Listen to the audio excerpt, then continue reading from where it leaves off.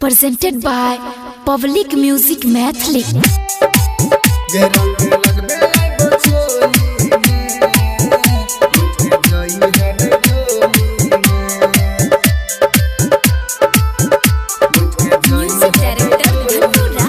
रंग लगबे बचोली में बैठ के जाई है नहीं डोली में गे रंग लगबे बचोली में बैठ के जाई है नहीं डोली में होली खेल के बेरिया गे अइबो घर तोरा छोरिया गे रंग लगबे बचोली में बैठ के जाई है नहीं डोली में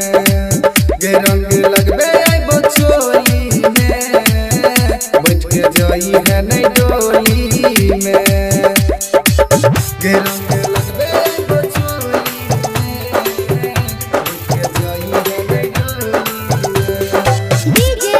धनुराज के जाई है नहीं डोली में गे रंग बेगूसराय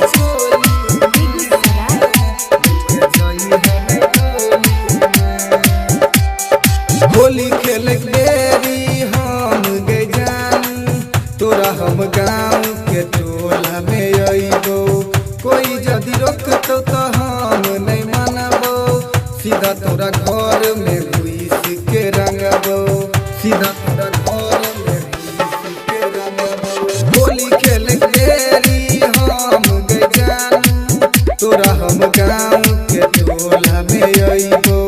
कोई यदि रोकतो तो हम नहीं मानबो सीधा तोरा घर में घुस के रंगबो रोकी नहीं पेतो गे रंग लगबे बचोली में बैठ के जाई है नहीं डोली में गे रंग लगबे बचोली में बैठ के जाई है नहीं डोली में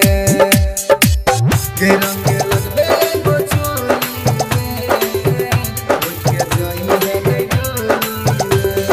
DJ धनुराज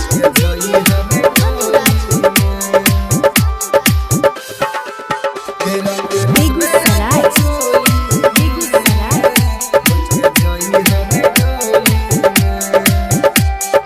बाप के बात नहीं मानी है गई जानू दिल फिसलो भर से रंग तू खेली है अजय लबेला के बात तनी मानी है पंकज यादव से चोली रंगबई है पंकज यादव से चोली रंगबई है बाप के बात नहीं मानी है गई जानू दिल फिसलो भर से रंग तू खेली है अजय लबेला के बात तनी मानी है पंकज यादव से चोली रंगबई है हंस खेल देबो